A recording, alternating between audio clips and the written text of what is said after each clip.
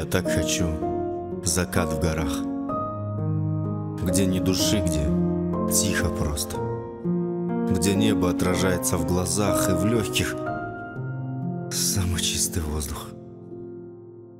И кресло, два, еще камин и столик, в чайнике пуэр.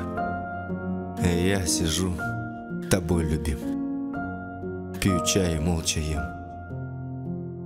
Эклер, а ты читаешь мне стихи, которым сроку 20 лет.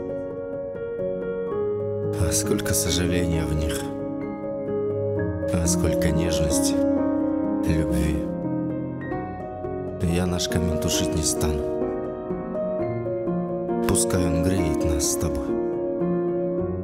Попозже спать, проснуться рано. Так мало жизни.